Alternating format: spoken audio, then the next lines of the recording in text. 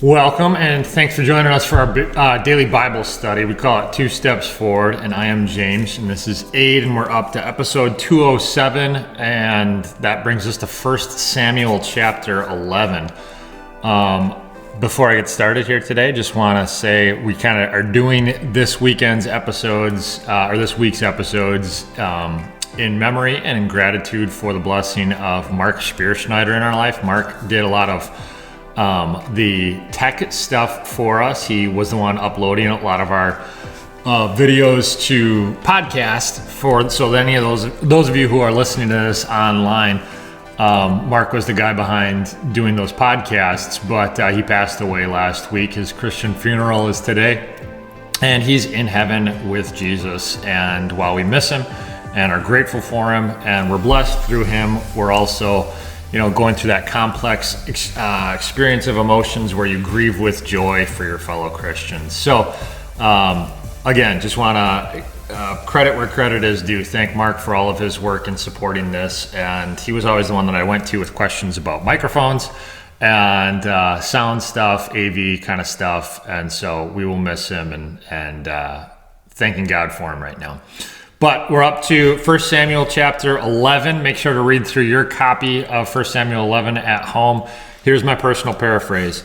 We're told that a guy named Nahash the Ammonite sieged Jabesh Gilead, which it's east of the Jordan River. It's in the tribe of Gad, but it's a very prominent city in Israel. But the people there just wanted to make a treaty with him, and Nahash agreed to make a treaty with the people of Jabesh Gilead only if he was able to gouge out the right eye of every person in the city to leave them handicapped and humiliated. The elders of the city asked for 7 days to think about whether or not they wanted to accept that treaty. And Saul also heard about what was happening, and when he heard about it, the Spirit of God came upon him, and we're told he was enraged with anger. He cut up his oxen, he sent them throughout Israel, and he told the Israelites that this would happen, what happened to the oxen. This would happen to anybody in Israel who did not rise up to defend Jabesh.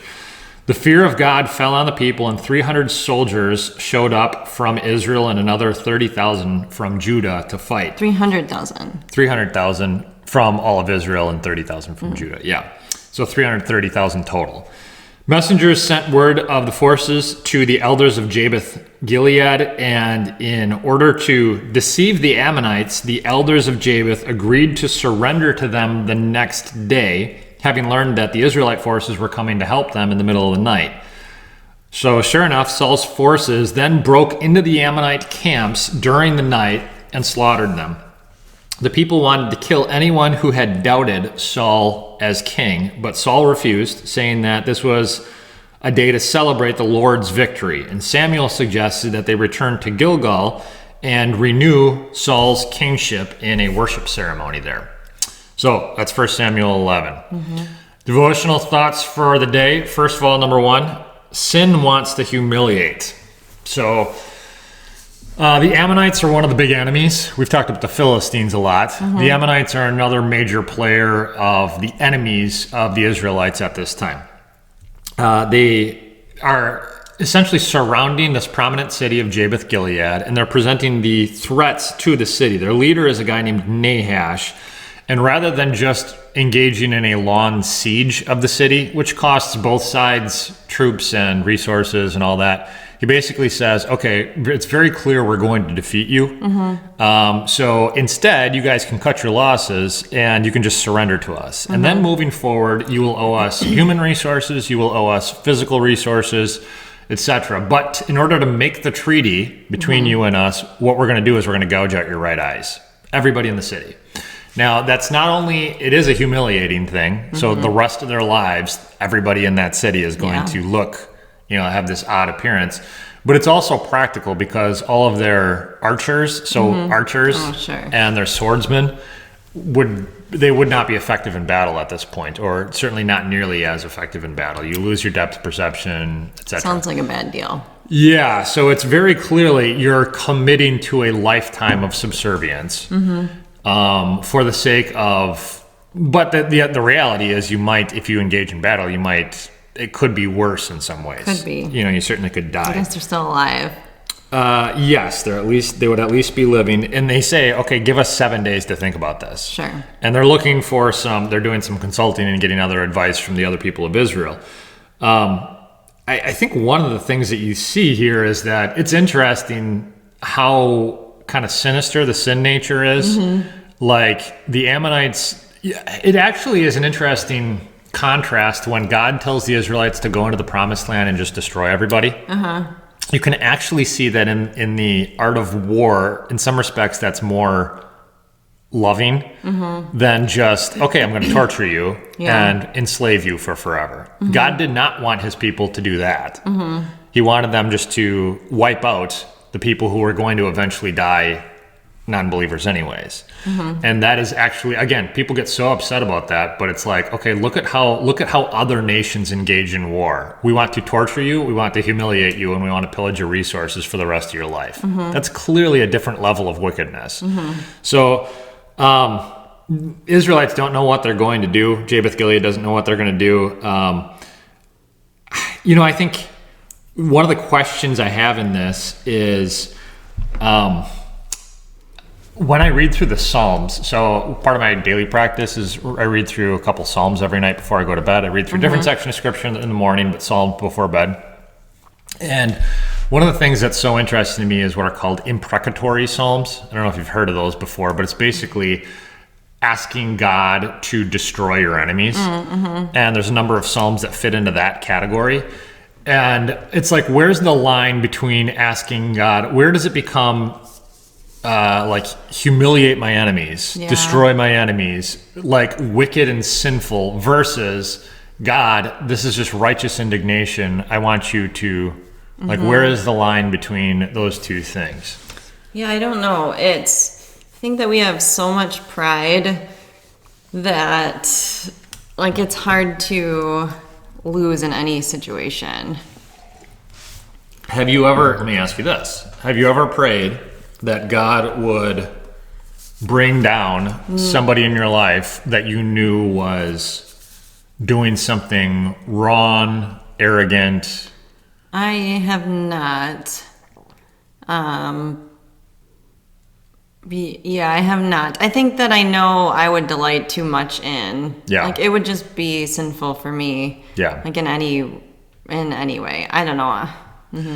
So there's this spot in Romans 12 where Paul says, don't repay wickedness with wickedness, but leave that up to the Lord to do, and that person is building up burning coals on their head of the Lord's judgment, kind of thing. In other words, you don't strike back at somebody who's striking you, but you let God take care of the justice of it. And yet at the same time, the psalmists make it very clear that it's not necessarily wrong to ask God to humble the wicked, and so it's probably wrong for you to seek out vengeance, but it's not wrong for you to ask God to end their wickedness.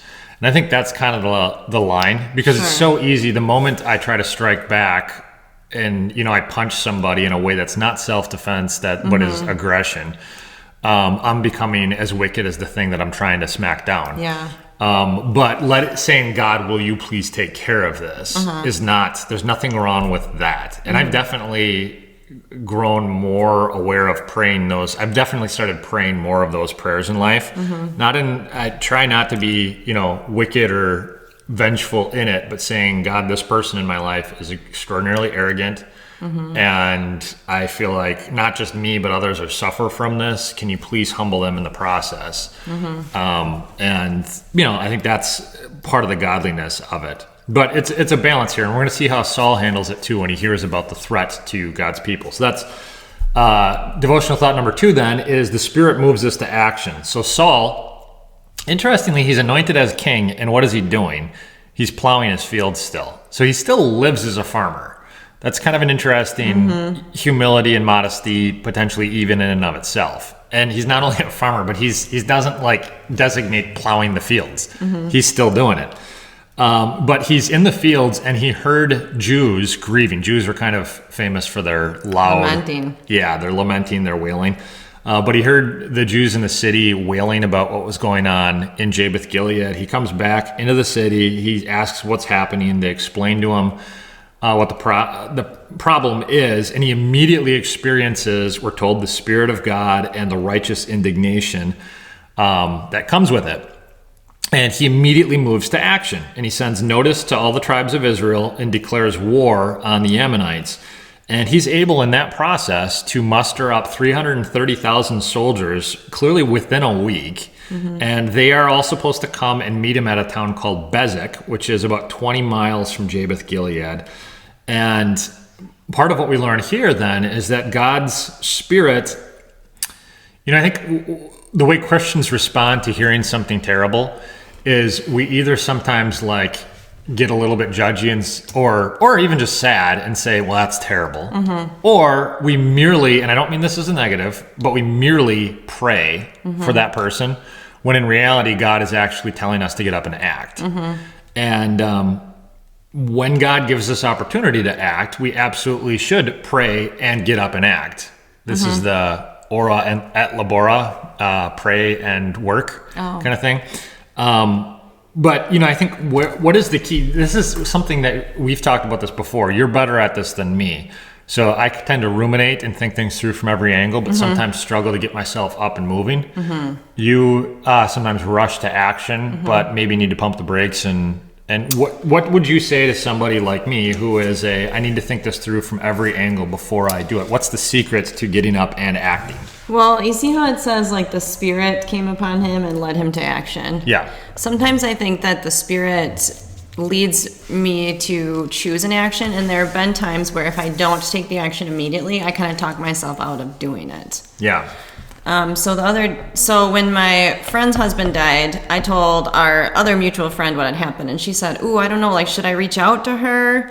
We're not as close as you and her. It just happened. I don't know. What do you think?" And I said, if you ever feel like you should contact someone in an encouraging way or a supportive way, then you should do that. Don't overthink it. Don't overthink that. Yes. If you, so even things like complimenting other people. If you think something about someone, oh, that person, they did a good job with that, you should always say that. Yeah, if it's godly and constructive and... Yes. Yeah. So I think that sometimes we have really helpful, beneficial urgings of the Spirit, and we kind of downplay or talk ourselves out of them. Yeah. So my advice would be just to do it. I mean, you can take a second and just think what are the motives or intentions behind it? But if it's clearly something, I have been moved to donate large amounts of money to certain things, and I either have to do it right away, or I will eventually in my sinful nature talk myself into how I need that money more than... Yep. Yeah, that's interesting because I almost never operate that way. And that's why, it's a good balance for me too, because but my issue is I almost have to psych myself up to act, but it's the process I go through is, okay, the Spirit moves you to act, and then I have to think about it from 360 degrees. At which point my sinful flesh decides, okay, well, there's a reason not to do this. And it's always easier to not do something than to do something. Almost always easier. And then at that point, if I've come to the conclusion after the 360 degree analysis that it is the right thing to do, at this point, I've lost the initial energy. And now I have to actually psych myself up into doing it. Yeah. Whereas if I would just, on the Spirit's prompting, do it right off the bat, it probably would be more efficient and more joyful and more whatever. Yes. So I think the problem for me actually is thinking too much. There is such a thing as feeling too much and that getting in the way of your faithfulness. There's such a thing as thinking too much and that getting in the way of your faithfulness too. Yeah. So. Yeah, it's interesting. So how many times would you say a situation is presented to you, you have a gut reaction, and then you end up doing opposite of that? I don't know. I don't generally go the opposite. Right. So that's what I'm saying. Why waste all the time and energy? Well, it's because it's for the 5% that I think my gut is not right. You miss all of the shots you don't take, said Michael Jordan or Wayne Gretzky. I don't know. And Michael Scott, yeah. No, not Michael Scott. And Michael Scott. Yes. Yeah, One of the New Testament examples that comes to mind for me is, so Jesus, when he calls people to follow him, they have very reasonable excuses why they can't act immediately. I have to go and take care of my family. I have to go and say goodbye to my family. I have to go and bury my father. I have to go and finish working my fields. I have to go, like, these are all, they're not like, I just don't really think I want to. And it's not just like, well, I want to have a party in honor of myself before I go and I want to live it. No, it's all responsible stuff. Yeah. And so they're thinking things through from a comprehensive direction. And Jesus says, you're not fit to be my disciple. You're thinking too much. You're not being moved by the Spirit. And so that's a convicting thing for me, that like sometimes if the Spirit just moves, just don't, stop thinking so much, stop feeling so much. Just be his vessel to get up and start acting. Good. Yeah. Devotional thought number 3, God deserves worship for rescue. This whole victory, remember, Saul had a private coronation ceremony with him and Samuel. Then he had a public coronation ceremony where Samuel assembled all of Israel's leaders.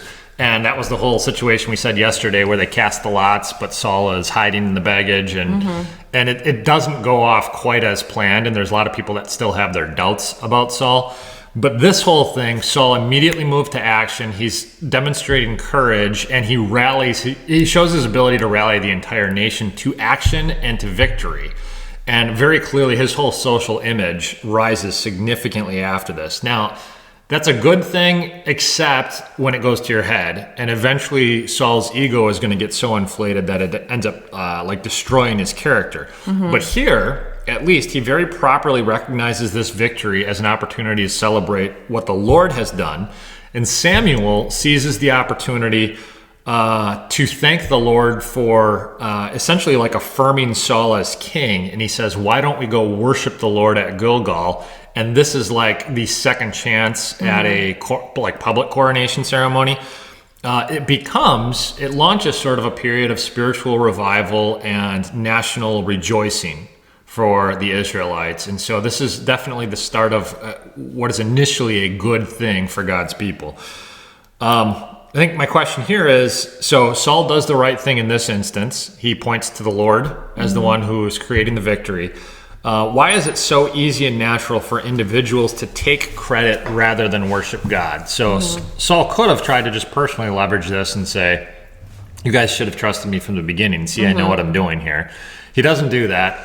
But a lot of us would be tempted to do that, or even like now at this point, try to subject the people who doubt, I don't think we're aware of how little we can actually accomplish on our own. So like he urged all of those 330,000 men, but like maybe it was God's Spirit urging those men to take action, So I think that because he had to do something, right? He actually did have to use his gifts and talents to do something. Yeah. So does he deserve some credit? I mean, I guess maybe, but maybe the credit is more for following God's will. The other people or for Saul? Yeah, okay. Yeah. So that's why, we've talked about this a bunch. That's why it's so easy to take credit, because you still have to do something. Yeah. So like God leads you to an opportunity, gives you the capabilities, gives you the whatever, but I still have to put in the work. You just said it or something in Latin. Yeah. So do you deserve some credit? I don't know. But even the ability to do it and the opportunity to do it is the Lord giving you but that. I could do nothing. Yep. So right down to salvation and damnation. If somebody experiences salvation, who should really get the credit for that? Well, the work of it was done by God. If somebody gets damnation, who deserves the credit for that? Well, God didn't just send them there. They rejected Jesus' gift of salvation, so they get the credit for it. So it's all a humbling process. It's tough because let's say you donate money to something. That's God's money. I understand that. Yep. Like he's the one who gave it to me. But I could also just choose to keep it for myself. Yes. Or God could take it away from you. So I don't know. I guess the Spirit is the one who should get the credit.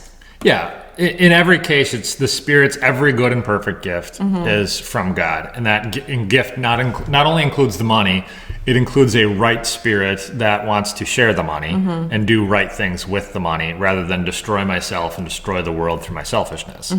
You know, it's super, everybody understands this though. It's super tempting to plagiarize credit from God. And for that matter, Saul, the willingness to not, the people, like that note about people who doubted him and thought he was weak and criticized him. And I can't tell you, probably every time in ministry where I've done something and put it, like, so anytime you put something out there, we put this Bible study on the internet.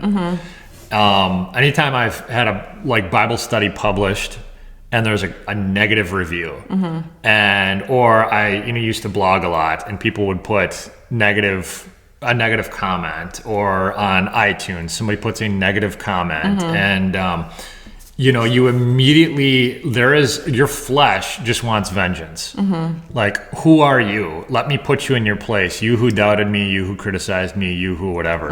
And I still, I think every human battles that. I'm just trying to be honest with it. I still battle that significantly. Like when somebody lashes out and you feel vulnerable and criticized and attacked, and that willingness to put somebody, that desire to put someone in their place.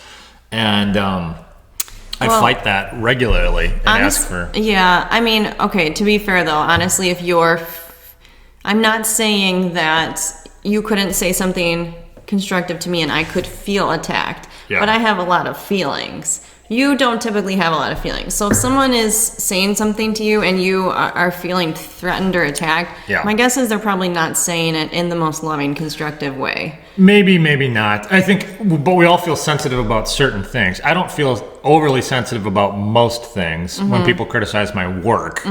That's something I put a lot of time and energy into. Then, of course, I feel... I don't know. I mean...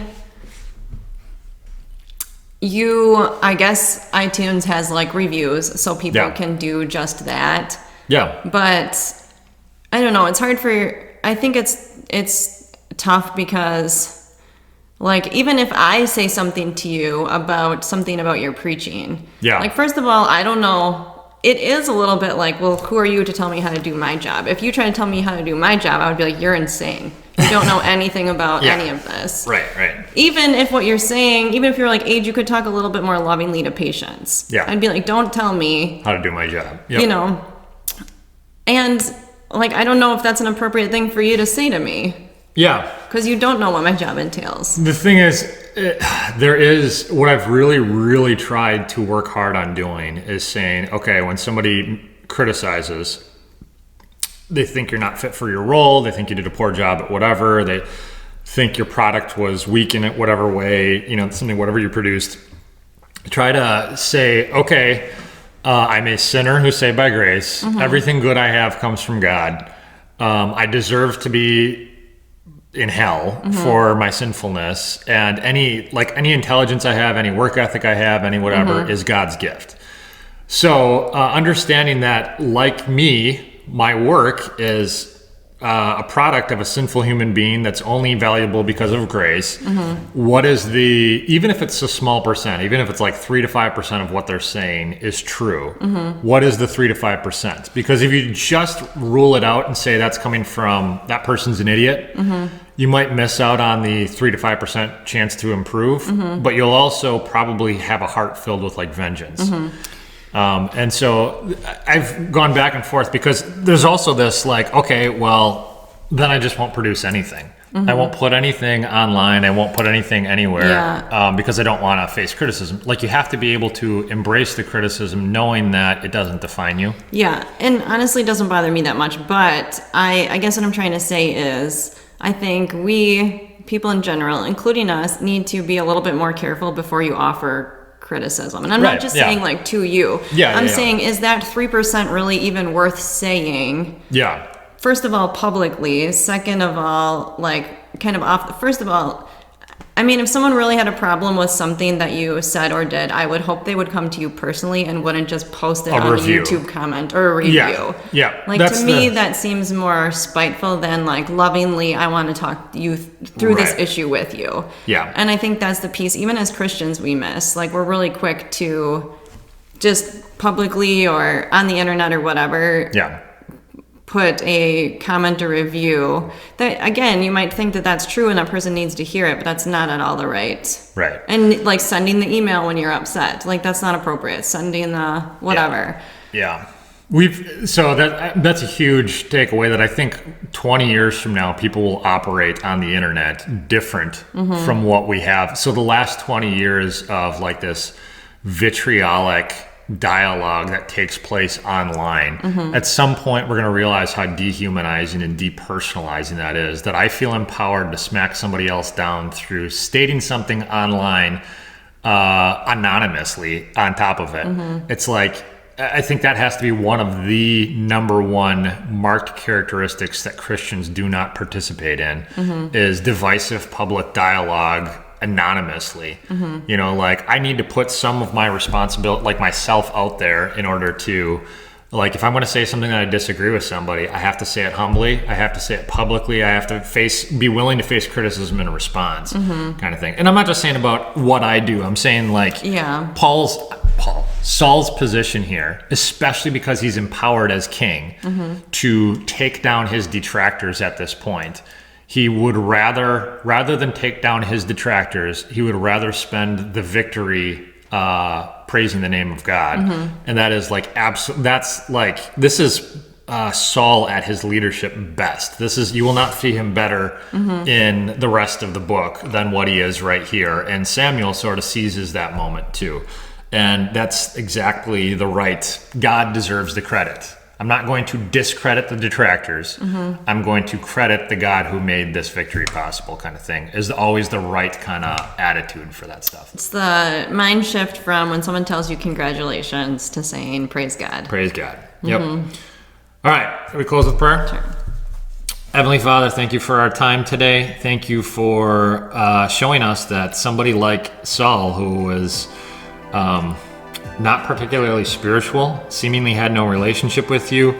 Nonetheless, it's not because he figured things out. It's not because he wanted to be a leader. It's not because he made his decisions to follow you. It's because you chose him.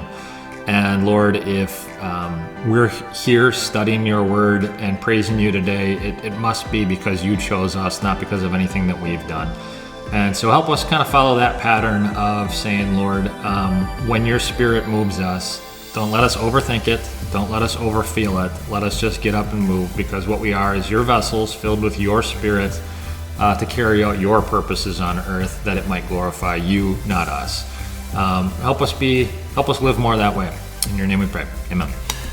Thanks again for studying with us. We will see you next time for 1 Samuel chapter 12.